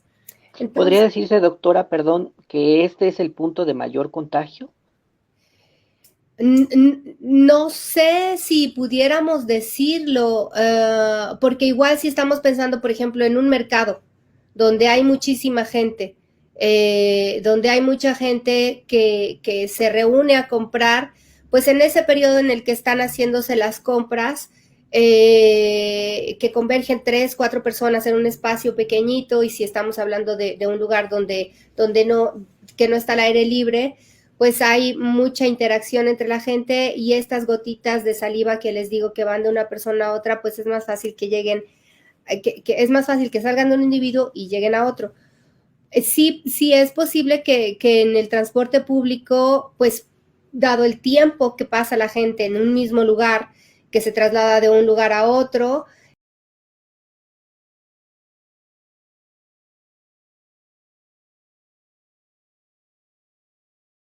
pues ya vio usted, esta es la realidad del transporte público, no están acatando las normas, es un factor de contagio y pues se tiene que urgentemente corregir esta parte, la del transporte, la de los vendedores ambulantes, la de las fiestas y reuniones, la de plazas comerciales, la de los cajeros automáticos.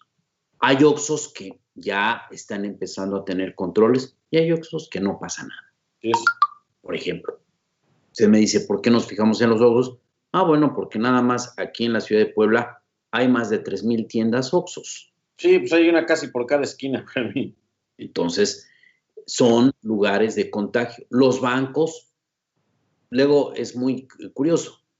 Hay una fila que incluso llega a la calle con señalamientos, la distancia, Pero a la hora que ya llegas al cajero, donde ya la gente llega con el dinero, la gente escupe en el cajero, está en el cajero, todos están juntos y no existe esta regulación que tiene que darse.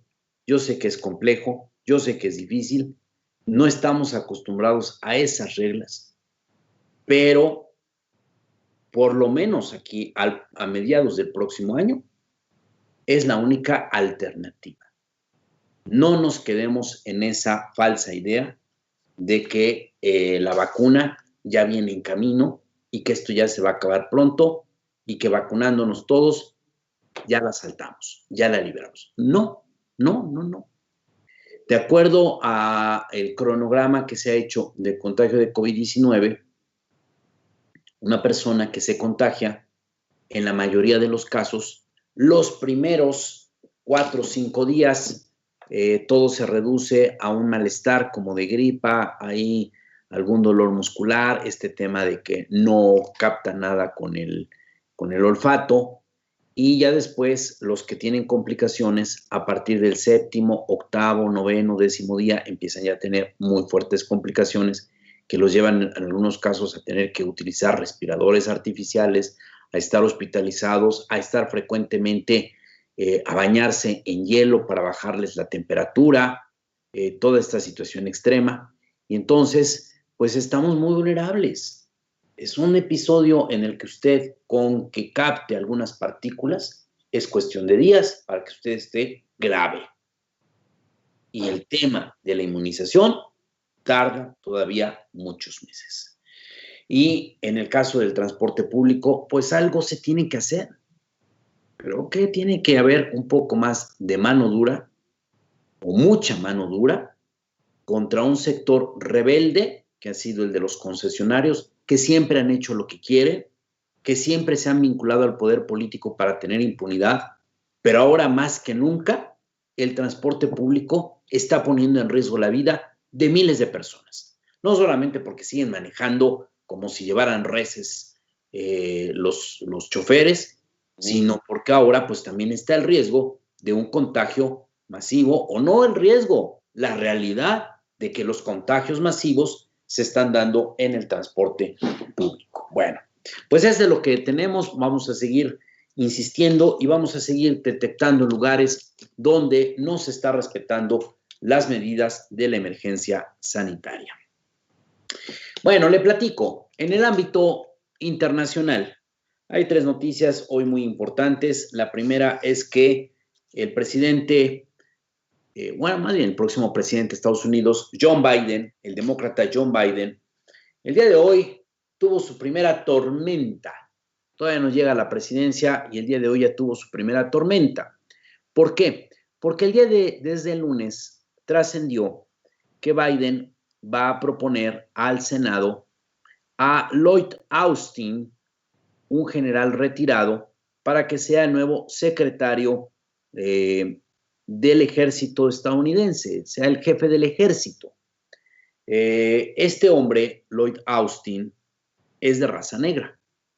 Es un general muy destacado que condujo a los ejércitos de Estados Unidos en la invasión de Irak en el año 2003 y particularmente Lloyd Austin se destacó porque fue quien tomó Bagdad, la capital de Teherán. En una operación que se consideró muy compleja, este hombre encabezó a los ejércitos de Estados Unidos, le fue muy bien, es exitoso. Ya él también había participado en la guerra de Afganistán. Bueno, él después de este conflicto de Irak participó en la guerra de Afganistán.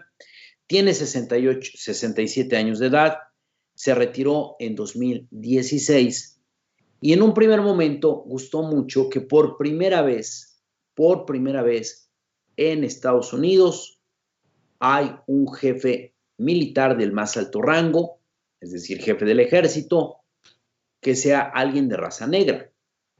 Y esto tuvo una primera oleada positiva porque muchos calificaron como una correcta decisión, indicando que con esto Biden está respondiendo a una mayor integración racial en su gobierno y que es como estar, pues tener ahí cierta corresponsabilidad, cierto agradecimiento a la comunidad afroamericana que jugó un papel fundamental en el triunfo demócrata en Estados Unidos. Pero apenas se estaba, digamos, posicionando esta idea positiva cuando surgió un dato demoledor. ¿Cuál es este dato demoledor? Que este hombre, Lloyd Austin, después de retirarse del ejército estadounidense, se empleó como en la junta directiva de la empresa más grande de Estados Unidos de fabricación de armas de destrucción masiva. Y entonces, lo que se vio como muy positivo, hoy sectores pro defensa de derechos humanos, sectores muy críticos del Partido Demócrata, están cuestionando que pareciera que más bien Biden está premiando a una de las empresas favoritas del gobierno de Estados Unidos para la compra de armas y armas de destrucción masiva. Y entonces ahora se ve como muy negativo la integración de este hombre, Lloyd Austin, quien además ha sido severamente cuestionado porque se supone que aunque no está regulado, hay una especie como de código de ética, que es una polémica que también existe acá en México, que es que cuando alguien ha estado en un gobierno, debe dejar pasar un tiempo para poderse emplear en una empresa privada. Usted sabe que eso es un vicio en México. ¿Se acuerda usted? Casos muy emblemáticos. Ernesto Zedillo privatiza los ferrocarriles y acabando su gobierno, entra al Consejo de Administración de una de las principales empresas de ferrocarriles entre México y Estados Unidos. Está el caso de varios funcionarios como Patricia Ketzel, que estuvo en la Secretaría de Energía, deja el cargo y entra a empresas petroleras, llevándose secretos de Estado, llevando información estratégica a el sector privado. En este caso, en Estados Unidos, se ha establecido un código de ética de que alguien cuando deje un cargo público tiene que por lo menos dejar pasar 2 años para poderse emplear en una empresa privada. Y en este caso, este hombre, Lloyd Austin, se retira en 2016 y en ese mismo año entra a la junta directiva de la empresa productora de armas masivas en Estados Unidos.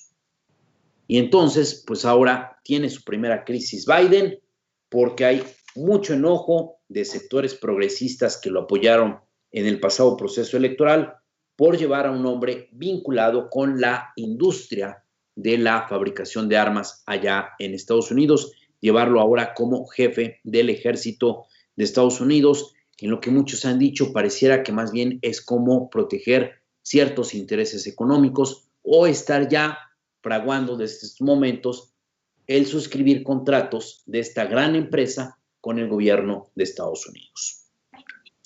Una segunda noticia que es muy importante que se ha dado a conocer hoy es que ya sabemos cuánto mide el monte Everest, el monte más grande del mundo. Esta montaña que es codiciada por todos los alpinistas, que se supone quien logra escalar el monte Everest, pues es uno de los alpinistas más audaces, pocos lo logran, muchos se mueren. Y bueno, resulta que usted dirá, bueno, pues siempre se ha sabido que el monte Everest es el más alto del mundo. Pues resulta que había una controversia ya desde hace muchos años entre China y Nepal. Usted sabe que el monte Everest está principalmente en Nepal. Es un pequeño país que fue invadido por China ya hace varias décadas. Usted sabe que incluso el Dalai Lama es de Nepal y el Dalai Lama es un disidente que se pasa denunciando en el mundo la invasión china a su país. Pero bueno, había esta disputa entre Nepal y China de cómo medir el monte Everest. Resulta que China, por ejemplo, no aceptaba que se midiera la parte que corresponde al macizo de hielo. Y Nepal decía que se tenía que medir la montaña desde el ras del suelo y no desde lo que podría ser como la base rocosa de esta gran montaña. Finalmente llegaron a un acuerdo y se ha establecido que el monte Everest mide 8,848 metros con 86 centímetros. ¿Cuánto se le agregó? Se le agregó 80 centímetros más. Una disputa diplomática, una disputa que llevó muchos años, pero hoy ya se ha establecido que la medida oficial del monte Everest tiene 80 centímetros más y de tal manera que mide 8,848 metros. Y otra noticia muy importante que se ha dado a conocer el día de hoy es que se ha presentado un estudio internacional respecto a la situación del Amazonas, el pulmón más grande del mundo, el sitio de mayor biodiversidad en todo el planeta, y resulta que de acuerdo a la última medición, en los últimos 18 años, el Amazonas ha perdido 500,000 kilómetros cuadrados de selva, producto uno, fíjese usted en esto, la principal causa de depredación de la selva en el Amazonas son los proyectos mineros. Segundo, la deforestación y en tercer lugar, los incendios. De 2000 a 2018 se ha perdido el 8% de la superficie del Amazonas y en los últimos 5 años se ha duplicado el ritmo de destrucción de esta importante área de protección en el planeta, que abarca 8.5 millones de kilómetros cuadrados, donde habitan 47 millones de personas, en su mayoría en comunidades indígenas. La Amazonia está particularmente en 2/3 partes de Brasil y es en la zona brasileña donde se presenta el mayor deterioro. La principal amenaza se llama Jair Bolsonaro, el actual presidente de Brasil, quien no cree en la devastación del Amazonas y dice que es un invento de la prensa. Una situación grave, el Amazonas haberse encontrado con un hombre llamado Jair Bolsonaro. Tenemos comentarios de la edición de hoy, Martín. Así es, Fermín. Saludamos como siempre a la gente que sigue la emisión de este programa que se llama Aquí Vamos, el programa que realizamos con mucho gusto desde la redacción de la Jornada de Oriente, Manuel Lobato 2109 de la Colonia Bellavista, para nuestras redes sociales, en nuestro estudio, Fermín Alejandro García Hernández, nuestro jefe de información, y Rui Villanueva Reyes armando los controles. Aquí Tania Valerdi, formadora y editora, Aldo Gabriel Bolaño Torreblanca, nuestro jefe de edición, y Rodolfo Rocha, el hombre que ha triunfado sobre el SAT todas las veces que se lo ha encontrado cada año. También lo sabe usted, él es modelo Spencer Tunick, el fan principal de Madonna, diseñador, guarura, pero sobre todo amigo, un amigo que espera en esta Navidad recibir muchos regalos de quien se los quiera dar y no quedarse esperando como sucedió con el pan de muerto, que nunca llegó. Hacemos este esfuerzo informativo independiente para nuestras redes sociales, aquí en Facebook. Nos pueden ver también en YouTube, donde tenemos ya una barra consolidada de programas, Las Reporteras, con entrevistas a fondo, muy, muy interesantes. La disputa por el agua, sobre la importancia de remunicipalizar el servicio de suministro y administración del vital líquido. Tenemos también las aportaciones de nuestros columnistas y articulistas que leen de propia voz sus ideas y las dan a conocer a través de video. Y está también la conferencia que todas las noches desde Palacio Nacional casi siempre encabeza el doctor Hugo López de Gatell Ramírez para hablar sobre las incidencias de la epidemia. Si no nos vean en Facebook, si no pueden vernos en YouTube, nos pueden ver también en nuestro portal www.lajornadadeoriente.com.mx, donde desde muy temprano ya está este momento que faltan 31 minutos para el 9 de diciembre de 2020, el año que se comió el COVID. Les damos las noticias más importantes de México, Tlaxcala, Puebla y el mundo. Solamente, ya se los hemos dicho, las más importantes. Luego nos piden, informen algo que no le interese a nadie, pero no, siempre fracasamos en ese intento. Saludamos como siempre a nuestra amiga Laura García, que nos ve en Tlatlauquitepec, el municipio más bello del universo. A la señora Berta Pantoja, que nos ve en Villas Flores junto con su señor Arturo Caballero, Carlos Caballero, su hijo, Leslie Caballero, su hija, y su nieto Cristóbal Caballero. También a Kralogua Ucriti, con mucho afecto. A Juan Pablo Jardón González, militante histórico de la izquierda poblana. A Natalia Hernández, a Alberto Gallardo, a Pilar Huerta, muchas gracias por estar siempre con nosotros. A César Reséndiz Romero, a Lulú Morales Espinosa, a Nando Ámbar, a Edgar Felipe Arriaga, a Evi Flo, con mucho afecto. También a nuestro vecino Pablo Espinosa Vargas, que no se cansa de vernos ni en vivo ni por Facebook. Le agradecemos mucho que nos haga el favor de su atención. A Laura Moyo, Tula, Connie Ángel, también a María Rosario Cornelio, a Gaby M.R., a Rosy Reni, a Marcos Stones, a Isabel Cot y a Fermín García, que de alguna manera nos está viendo a pesar de estar en el programa. Leo sus mensajes. Laura García, hola jornaleros, amigos y amigas, muchas gracias. Alberto Gallardo, Berta Pantoja, dice que tengan buena noche. Martín y Fermín, que descansen, un abrazo virtual. Saludos también por usted, señora Pilar Huerta. Hola jornaleros. Teresa Castillo dice, hola Fermín, buenas noches. Hola Martín, buenas noches. Teresa Lucierna Gamora dice, buenas noches jornaleros.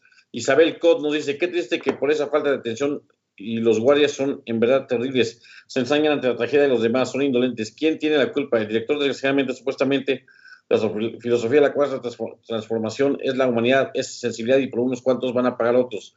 Tenemos que ser más atentos. Les faltó leer el código de ética de los servidores públicos. Bueno, esto es vida, esto es violencia. Ojalá el Comité de Ética del Estado dé unas respuestas a esta situación. Se refiere a lo que pasó en el hospital de Tehuacán. Compa Jennifer López dice, el mal servicio del IMSS en la Margarita se da porque la situación de pacientes es muy brutal, poco el personal y muy pequeño espacio, tantos años de abandono en el sector salud, por eso en estos resultados, es cierto. Y Abel Cot dice, bien por el gobernador. Dice Los Almelva, las vacunas no inspiran confianza, sobre todo por la rapidez con que fueron hechas. ¿Qué pasa con los médicos que están utilizando el dióxido de cloro y están salvando vidas? Sin embargo, no les permiten aplicar sus tratamientos por las mafias de los mismos médicos y gobiernos. Ixtla Power nos dice, buenas noches, jornaleros. Dice, ¿supieron que falleció el chef Yuri de Gortari? Sí, hace unos minutos se conoció la noticia de la muerte de este hombre que es considerado un pilar de la gastronomía mexicana. Descanse en paz. Son todos mensajes hasta esta hora, Fermín. Bueno, pues le platicamos algunas noticias importantes. Mire usted, hay esto que ha pasado en profesor Julio Alberto Ríos, mejor conocido como Julio Profe. Lleva casi 12 años enseñando matemáticas y física a través de YouTube. Y resulta que pues, es tan bueno enseñando matemáticas que tiene 4 millones de seguidores en su canal.